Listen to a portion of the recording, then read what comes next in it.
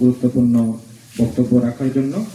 এখন কাছে আমার একটি আবেদন, আমাদের সরকারের যে লক্ষ্য শ্রী সুভাষ চক্রিত করার জন্য আজকে সরকার সেখানে কৃষকদের ধান ন্যায্য মূল্যে ক্রয় না করতেন, তাহলে যারা আপনারা কৃষক একটাবার ভাবেন যে আজকে আমাদের ধানের বাজার মূল্য সেখানে কত থাকত। আমরা বিগত দিনগুলিতে আমরা দেখেছি যে যখন সরকার আমাদের ধান সেখানে ক্রয় করে ন্যায্য মূল্যে, তখন বাজারে একবার ধানের দাম ছিল 1200-1300 টাকা, বর্তমানে কত? প্রায় 2600 টাকারও বেশি। তাহলে একটা বিষয় আমাদের বুঝতে হবে যে আমাদের বর্তমান সরকার কি চাইছে, আমাদের সরকারের লক্ষ্য এবং উদ্দেশ্য কি। আমাদের সরকারের লক্ষ্য এবং উদ্দেশ্য হচ্ছে একটাই, কৃষকদের আয় কিভাবে দ্বিগুণ করা যায়, সেই লক্ষ্যমাত্রা নিয়ে আমাদের সরকার কিন্তু সেখানে কাজ করে চলছে। আজকে এখানে বিভিন্ন সামগ্রিক যন্ত্রপাতি সেখানে প্রদান করা হবে, এটাও কিন্তু আমাদের সরকারের একটা লক্ষ্য।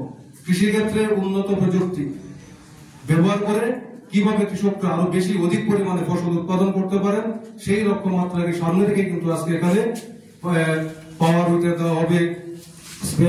কারণ অন্নদাতারা হলো আমাদের জীবনের একটা মূল উদ্দেশ্য, এবং অন্নদাতা না থাকলে আমরা বাঁচতাম না।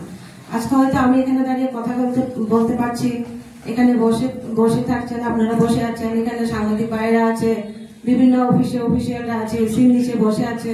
কেন বসে আছি? কার কারণে? একমাত্র আমরা কৃষক ভাইদের বন্ধুদের জন্যই আমরা জীবিত আছি। ওরা যদি না থাকতো তাহলে মনে হয় আমরা থাকতাম না। কৃষক, তাই আমি বলবো কৃষক ভাইদের বন্ধুদের সবাইকে আমরা শ্রদ্ধা করব, যেখানে দেখি শ্রদ্ধা করব। যেখানে অনেক সময় দেখি আমরা অনেক দূরে যাই, অনেক দূরত্ব রাস্তা দিয়ে অনেকখানে আমরা যাই। অনেক কৃষক তারা খেতে কাজ করার পর দেখা যায় একটা গাছের নিচে ছায়ায় বসে। আমরা যদি একটু সময় পাই তাহলে আমরা গাড়ি থেকে নেমে একটা কৃষকের সঙ্গে একটু কথা বলবো। কথা বলে কি হবে?